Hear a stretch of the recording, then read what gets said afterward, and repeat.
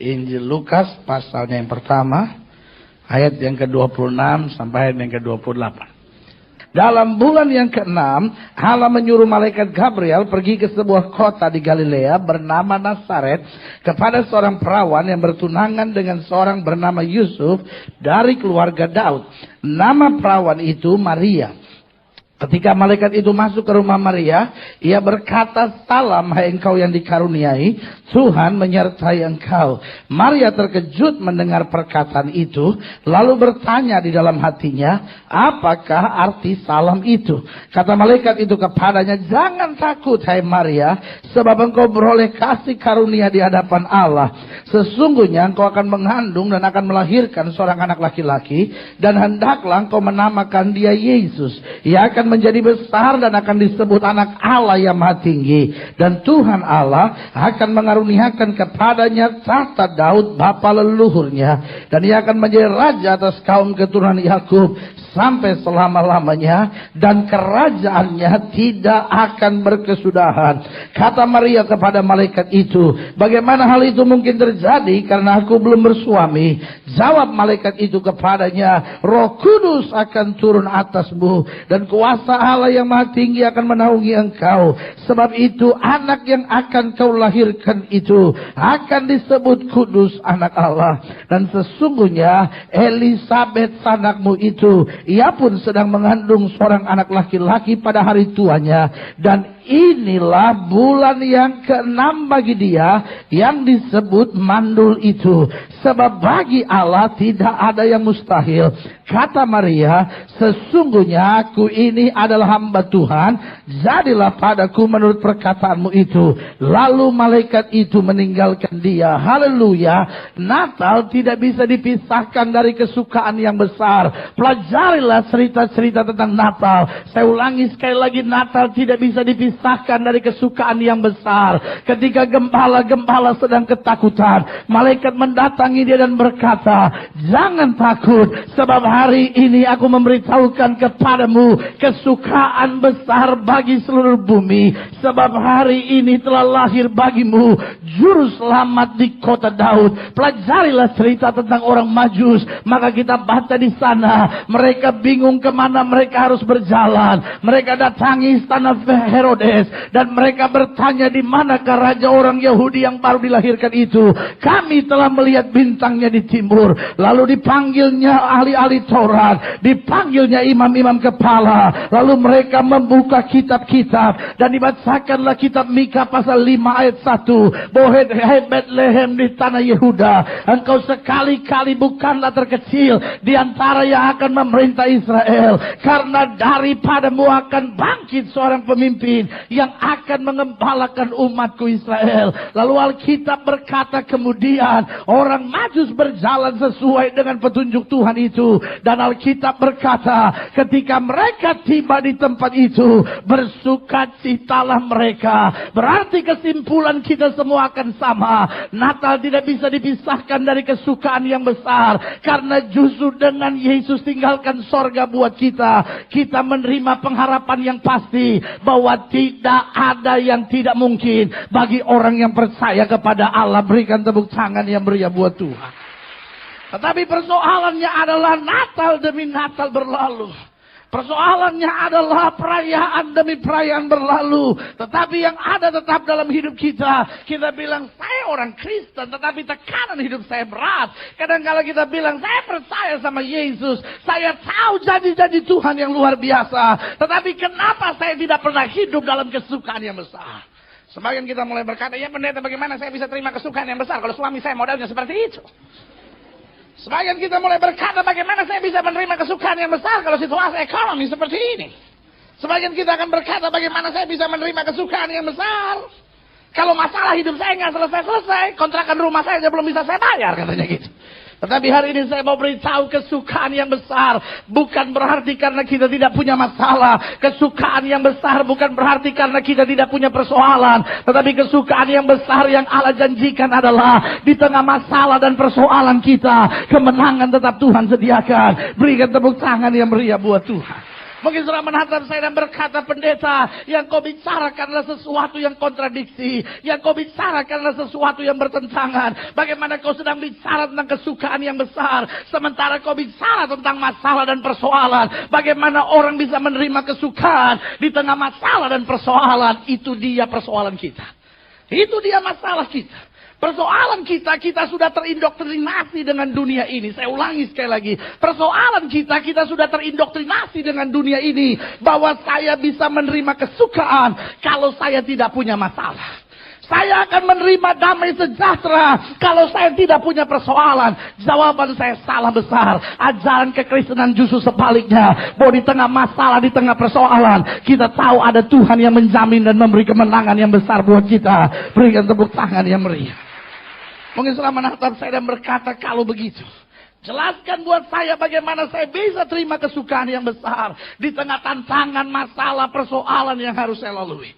Saya pelajari dalam Alkitab. Ada 3 alasan kenapa kita bisa tetap menerima kesukaan yang besar. Walaupun di tengah tantangan, masalah dan persoalan. Yang pertama, saya pelajari dari ayat yang pertama sampai ayatnya yang ketiga. Dari ayat yang ke-26 sampai ayat yang ke-28 maksud saya. Di situ dituliskan demikian. Dalam bulan yang ke-6, Allah menyuruh malaikat Gabriel pergi ke sebuah kota di Galilea bernama Nazaret. Kepada seorang perawan yang bertunangan dengan seorang yang bernama Yusuf dari keluarga Daud. Nama perawan itu Maria. Ketika malaikat itu masuk ke rumah Maria, ia berkata, salam hai engkau yang dikaruniai. Tuhan menyertai engkau. Pelajari baik-baik bagian ini. Maka saudara akan lihat beberapa hal yang aneh dan luar biasa. Yang pertama, pelajari kalimat bahwa malaikat turun dan menjumpai Maria. Malaikat turun dan menjumpai serta berbicara kepada Maria. Pelajari juga bagaimana Allah menjadi manusia. Pelajari juga ada seorang perawan yang mengandung.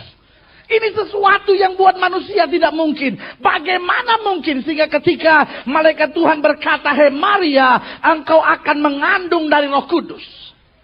Maria berkata, bagaimana mungkin? Sebab aku belum bersuami. Mungkin Maria pikir bagaimana bisa.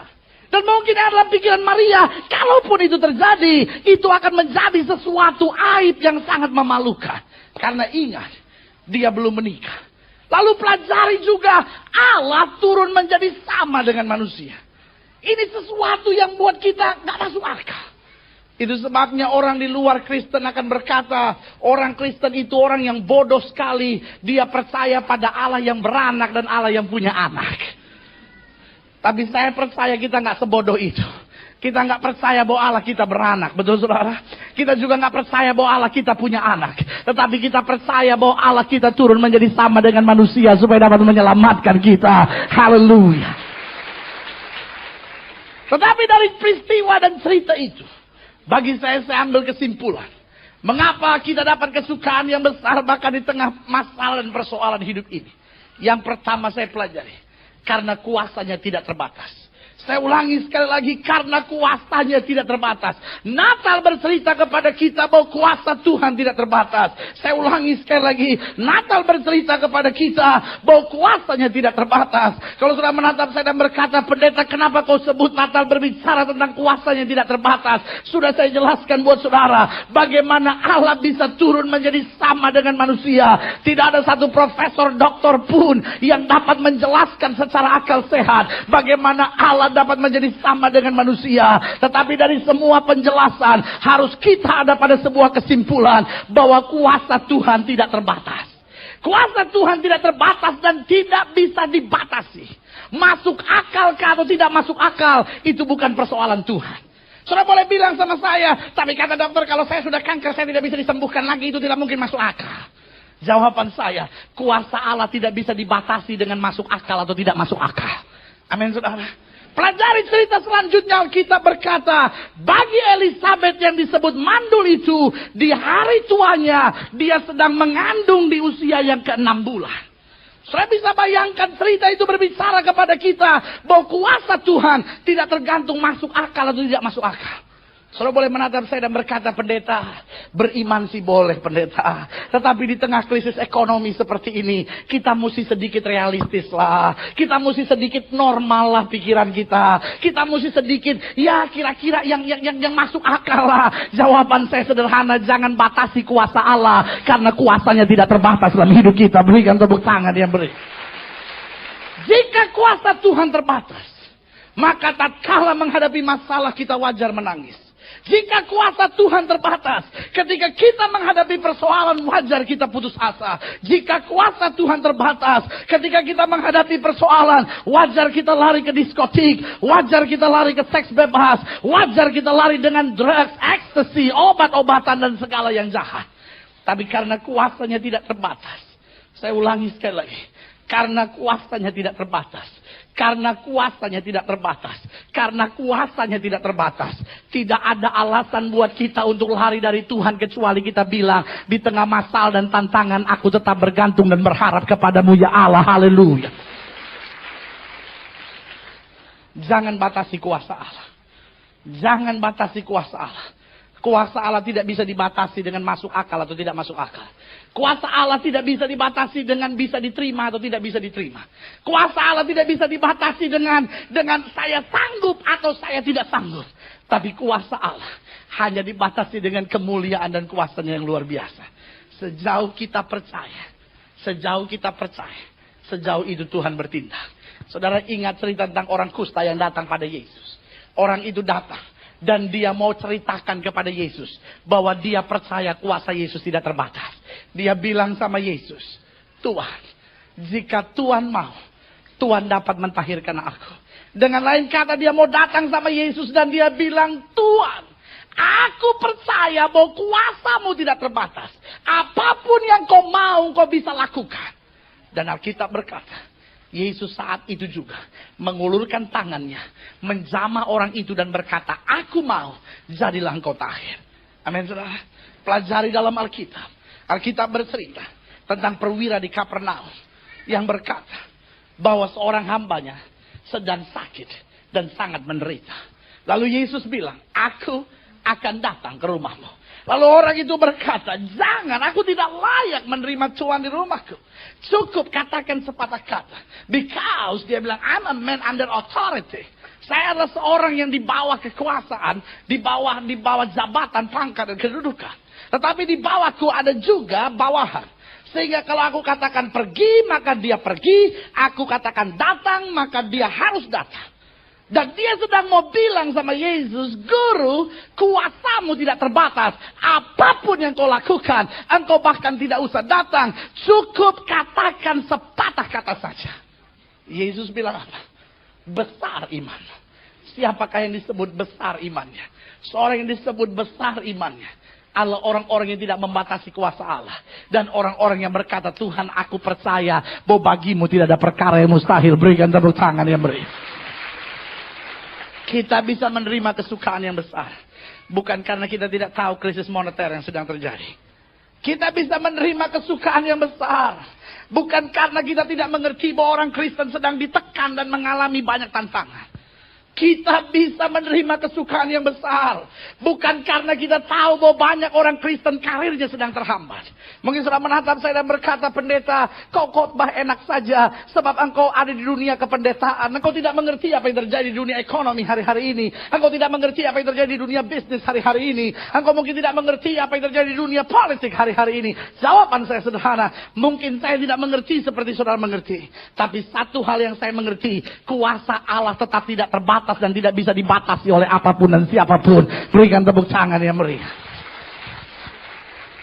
Kuasa Allah tidak terbatas. Satu-satunya yang menyebabkan kemenangan tidak terjadi. Satu-satunya yang menyebabkan mujizat tidak kita alami. Waktu kita mulai batasi kuasa Allah. Waktu kita mulai bilang, ya saya percaya Tuhan bisa tolong. Tapi kondisinya sudah sangat buruk. Saya percaya Tuhan bisa tolong. Tapi dokter spesialis dari Jerman Barat bilang sudah parah. Sudah mengerti maksud saya? Waktu kita mulai batasi kuasa Allah. Waktu kita mulai bilang, ya saya percaya Tuhan bisa berkati. Tapi ini krisis ekonomi. Waktu kita mulai batasi kuasa Allah. Maka pada saat itu, kita tidak akan lihat perkara-perkara besar dan luar biasa. Dan dengar baik, persoalan dengan banyak orang Kristen, bukan kita nggak mengasihi Tuhan, bukan kita nggak punya iman, tapi kita banyak batasi kuasa Allah. Kita banyak berputar dengan, tapi ini nggak mungkin, ini nggak bisa, situasinya udah buruk, keadaannya sedang berat, situasinya sedang sukar, tetapi Allah kita tetap sanggup lakukan segala perkara. Berikan tepuk tangan.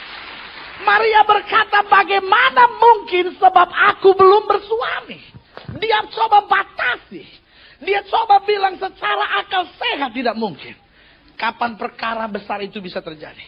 Waktu Maria berkata, sesungguhnya aku ini hamba Tuhan.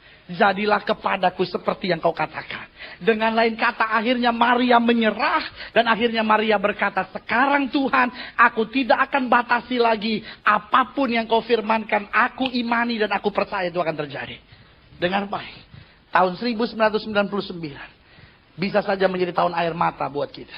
Tahun 1999 bisa saja menjadi tahun kesedihan, tahun masalah, tahun tantangan, tahun persoalan. Jika kita terus mau batasi kuasa Allah. Tetapi bagi saya sebaliknya. Tahun 99 akan menjadi tahun berkat. Tahun kemenangan. Tahun mujizat. Tahun perkara besar. Jika kita berkata, Tuhan, aku tahu kuasamu tidak terbatas. Dan aku akan berjalan hanya seturut kehendak-Mu saja. Berikan tepuk tangan yang meriah. Kenapa kita bisa menerima kesukaan yang besar di tengah tantangan dan masalah yang besar? Dengar baik. Karena Natal bercerita kepada kita bahwa kuasanya tidak terbatas. Yang kedua, saya pelajari dan saya jumpai bahwa kenapa kita menerima kesukaan yang besar. Bahkan di tengah tantangan dan masalah serta persoalan yang besar. Yang kedua, saya pelajari. Karena rencananya tidak pernah gagal. Saya ulangi sekali lagi. Karena rencananya tidak pernah gagal. Saya ulangi sekali lagi. Karena rencananya tidak pernah gagal. Saya ulangi sekali lagi. Karena rencananya tidak pernah gagal. Natal bercerita tentang rencana Allah itu sempurna. Amin, saudara. Perhatikan ribuan tahun sebelum Yesus lahir. Yesaya sudah bernubuat. Bahwa ada seorang putra diberikan buat kita. Lambang pemerintahan ada di atas bahunya. Namanya akan disebutkan orang penasehat yang ajaib. Allah yang perkasa. Bapa yang kekal. Raja damai. Besar kekuasaannya. Sudah dinubuatkan ribuan tahun sebelumnya. Mika sudah bernubuat bahwa akan lahir di Bethlehem. Dan semuanya itu sudah bercerita bahwa rencana Allah adalah rencana yang luar biasa. Allah kita tidak pernah bekerja mendadak. Amin, saudara. Allah kita tidak pernah bekerja mendadak. Allah kita tidak pernah bekerja mendadak. Allah bekerja dengan rencana yang luar biasa. Dan dengar baik, rencana Allah tidak pernah gagal. Alkitab bilang kalau Tuhan sudah buka pintu, tidak ada satu orang pun yang bisa menutupnya. Dan jika Tuhan sudah tutup pintu, tidak ada satu orang pun yang bisa membukanya. Semuanya itu membuat kita mengambil kesimpulan bahwa rencana Tuhan tidak pernah gagal. Kenapa kita kecewa? Kenapa kita khawatir? Kenapa kita takut? Kalau kita mau jujur, kenapa kita khawatir? Kenapa kita takut? Kenapa kita kecewa? Karena rencana kita gagal. Betul, saudara? Karena cita-cita kita gagal. Karena apa yang kita harapkan tidak terjadi. Lalu kita berontak, kita kecewa, kita sakit hati. Kita mulai bilang, Tuhan, kenapa Engkau tega? Kenapa Engkau biarkan itu terjadi? Tuhan, kenapa Engkau tidak bela dan kerjakan mujizat buat saya? Jawaban saya, rencana kita bisa gagal. Tapi kalau rencana kita gagal, itu bukan berarti engkau gagal. Amin, saudara. Rencanamu bisa gagal. Tetapi kalau rencanamu gagal, bukan berarti bahwa rencana Allah gagal dalam hidupmu. Itu berarti kalau engkau gagal, bukan berarti bahwa Allah tidak akan membela engkau. Pelajari dalam Alkitab. Pelajari dalam Alkitab. Orang-orang yang berharap Tuhan, kadangkala sepertinya mengalami kegagalan. So ingat Yusuf. Satu kali dia mimpi. Dan dalam mimpinya dia bercerita bahwa semua saudara-saudaranya akan sujud menyembah dia. Kakak-kakaknya menjadi marah. Diambilnya Yusuf. Dibuangnya ke sumur tua. Tetapi salah seorang kakaknya berkata, sayang kau dibuang ke sumur tua. Diangkatnya dari sumur tua. Dan dijualnya menjadi budak di Mesir. Bagi banyak orang. Peristiwa Yusuf dibuang ke sumur tua. Peristiwa Yusuf dijual menjadi budak di Mesir. Itu adalah bukti bahwa rencana-rencananya gagal. Itu adalah bukti bahwa apa yang dia harapkan, apa yang dicita-citakan sepertinya gagal. Tapi dengar baik, rencana Allah dalam hidupnya tidak pernah gagal. Amin, saudara. Hanya karena apa yang kau cita-citakan tidak terjadi, engkau mau marah sama Tuhan. Hanya karena apa yang kau harapkan belum kau alami.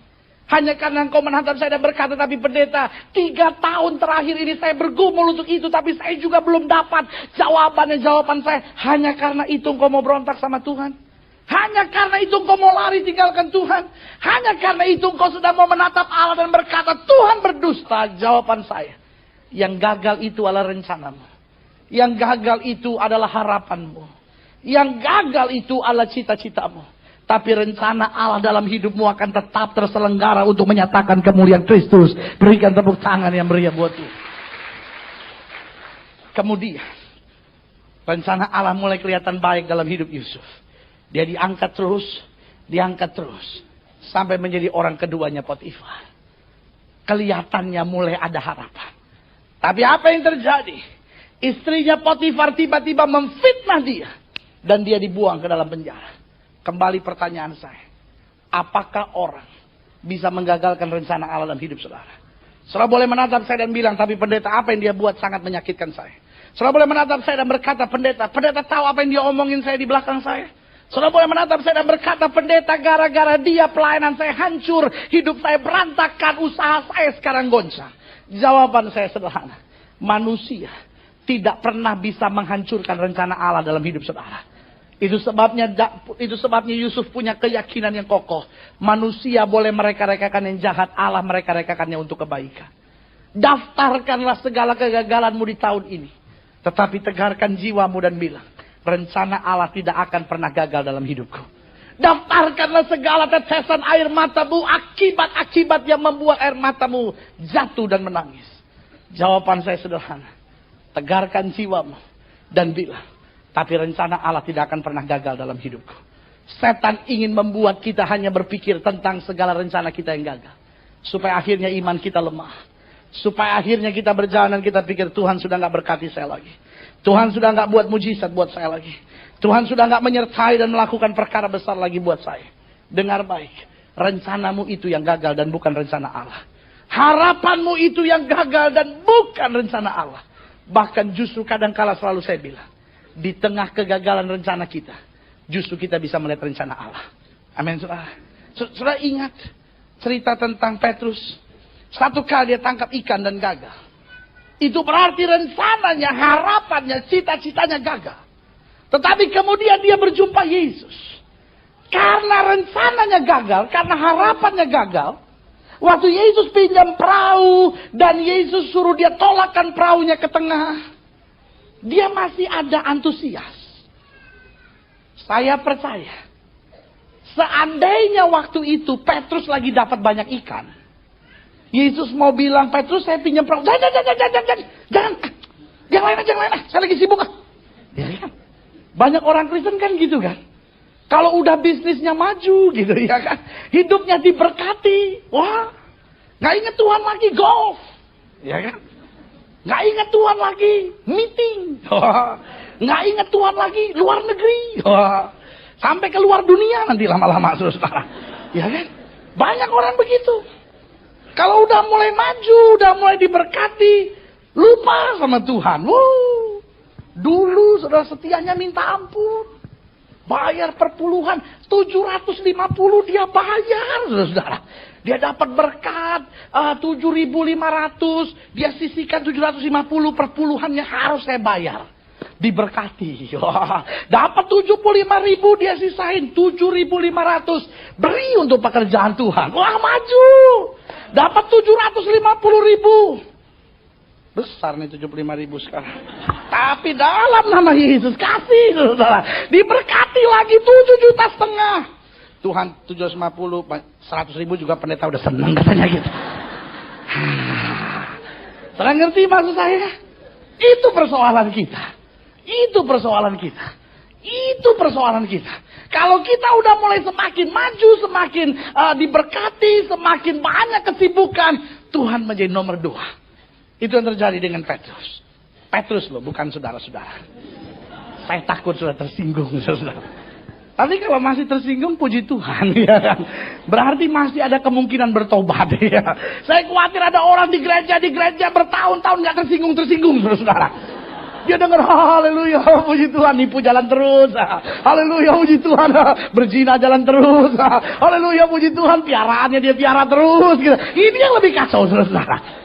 Kalau masih ada orang tersinggung gitu, puji Tuhan. Saya itu, iya kan? Minimal dia bertobat, dia bilang, Tuhan ampun dosa saya.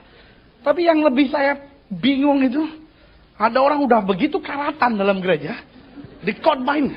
Amin. Iya, punya piaraan seperti gua. Dan gak berubah-berubah itu, saudara. Tapi ini Petrus.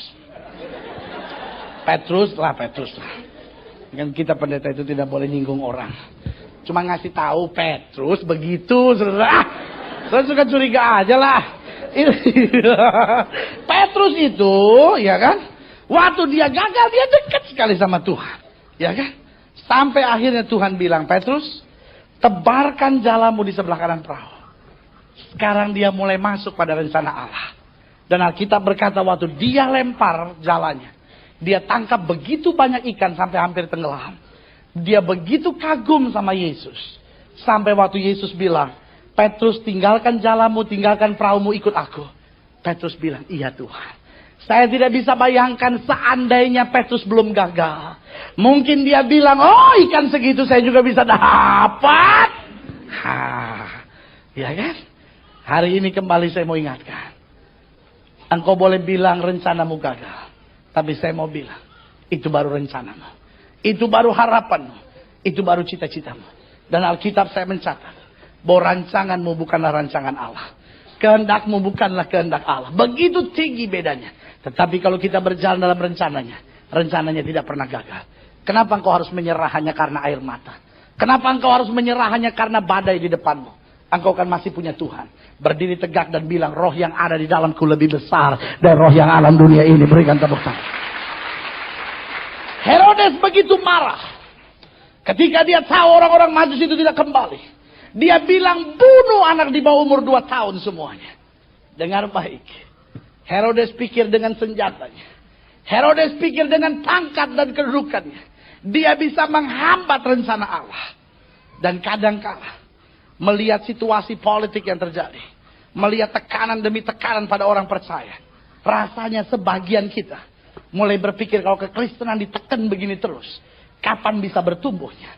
Sebagian mulai punya nada pesimis dan berkata, kalau orang Kristen gak buat sesuatu, kita bikin ditekan terus.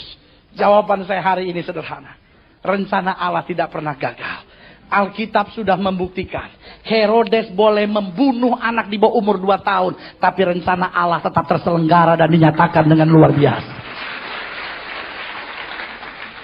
Ingat. Tegarkan jiwamu hari ini. Dan bilang, Tuhan, aku menerima kesukaan yang besar. Di tengah tantangan kah, di tengah masalah kah, di tengah persoalan, aku tidak akan terikat lagi dengan kepanikan dan kekhawatiran. Karena aku tahu kuasanya tak terbatas. Yang kedua, aku tahu rencananya tidak pernah gagal. Dan yang ketiga, saya pelajari lebih jauh. Dan saya ambil sebuah kesimpulan yang terakhir. Mengapa dalam kesukaan yang besar, Tuhan janji buat kita bahkan di tengah masa dan tantangan. Yang pertama, karena kuasanya tidak terbatas. Yang kedua, karena rencananya tidak pernah gagal. Dan yang ketiga, saya pelajari. Karena demi kasihnya, dengar baik. Karena demi kasihnya, ia rela melakukan apa saja bagi kita. Saya ulangi sekali. Demi kasihnya, ia rela melakukan apa saja buat kita. Demi kasihnya, ia rela melakukan apa saja buat kita. Saya tidak bisa bayangkan. Yesus tinggalkan sorga buat kita yang berdosa. Yesus tinggalkan sorga buat kita yang berdosa. Saya mau tanya sama saudara. Jika saudara punya kesibukan yang sangat luar biasa. Hari itu adalah hari-hari yang sangat padat buat saudara. Tiba-tiba saudara dapat undangan kawin. What you gonna do? Apa yang saudara buat?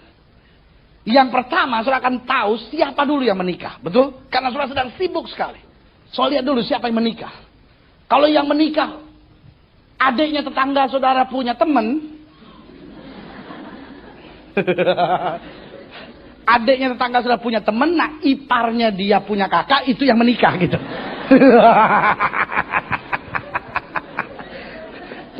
Sudah pikir buat apa gua datang? Betul saudara? Iya kan?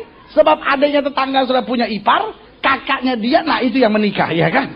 Buat apa kita datang? Iya kan? Tetapi tiba-tiba saudara baca, oh ini nih, yang dulu pernah nolong gua ini waktu gua susah. Saya ngerti mas saya. Ini nih yang bikin gua dapat pekerjaan ini nih. Sesibuk-sibuknya saudara, saudara ingat jasa orang itu. Dan saudara pikir, saya harus berangkat walaupun cuma sebentar, tapi nggak enak sih. Orang itu pernah nolong saya. Betul? Saudara ngerti mas saya? Dan buat saya itu wajar. Buat saya itu normal. Tetapi dengar baik, Yesus tinggalkan sorga bukan karena dia ingat, oh iya si Gilbert itu baik. Bukan. Dia tinggalkan sorga karena dia ingat kalau dia tidak datang, kita akan jalan menuju neraka. Dia selamatkan kita bukan karena kita baik. Dia selamatkan kita justru karena kita sedang hancur menuju neraka. Buat saya, demi kasihnya ia rela melakukan apa saja. Dan bukan hanya itu. Kita juga tidak tahu bersyukur sudah kita diselamatkan. Kita bukannya menyembah, memuji dia. Tetapi justru orang berkata, salibkan dia, salibkan dia. Dan mungkin kita berteriak, tapi saya tidak pernah menyalibkan Yesus. Mungkin sebagian kita berkata, tapi pendeta tidak pernah saya berkata, salibkan dia. Betul. Tetapi bukankah kita seringkali bersungut-sungut? Bukankah seringkali kita bersungut-sungut? Bukankah kita masih seringkali bersungut-sungut dan bilang, Tuhan kenapa kau izinkan ini terjadi? Tuhan kenapa masalah ini harus saya hadapi? Tuhan kenapa persoalan saya begini besar? Tuhan kenapa doa saya belum dijawab? Sampai malaikat bisa trauma kalau lihat kita. Malaikat yang bagian jawab-jawab doa itu dia bilang, dia lagi nih, pasti marah lagi nih. Nih, lihat nih. Tuh kan marah lagi, betul nggak? Marah melulu nih orang nih kalau datang nih. Udah jarang sembahyang, sekalinya sembahyang marah lagi saudara-saudara. Iya. Tetapi haleluya, kita udah punya sikap begitu masih juga dikasihi oleh Tuhan. Amin saudara. Iya kan? Siapa yang tidak pernah bersungut-sungut? Tolong angkat tangan. Oh, di gereja ini sudah kelihatan baik ya. Baik sekali. Coba mungkin sudah nggak ngerti pertanyaan, siapa yang nggak pernah sungut-sungut? Tolong angkat tangan. Oh, rupanya di belakang pendeta bahaya juga saudara ya. Iya kan? Lihat, saudara-saudara kita bersungut-sungut. Tapi toh doa kita masih dijawab. Amin saudara. Toh perkara besar masih terjadi dalam hidup kita. Toh masih banyak mujizat yang kita alami. Semuanya itu adalah sebuah kesimpulan.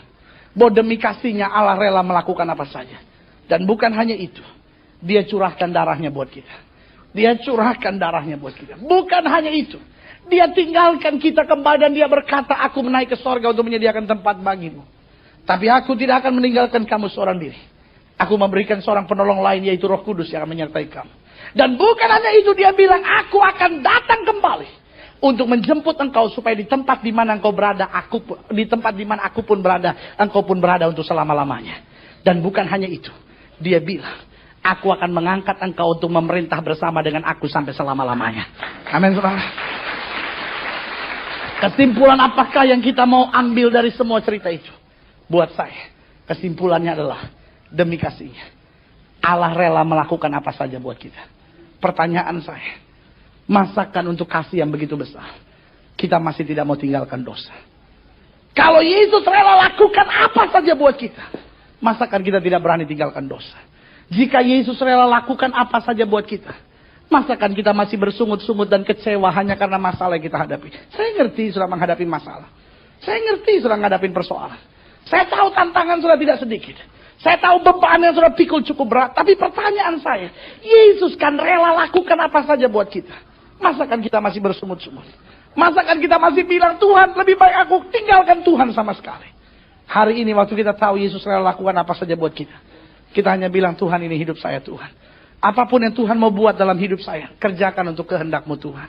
Karena kita tahu dia rela lakukan apa saja. Kalau dia rela lakukan apa saja buat kita, kenapa kita nggak hari ini bilang, Tuhan ini hidup saya Tuhan. Apapun yang Tuhan panggil dalam hidup saya kerjakan.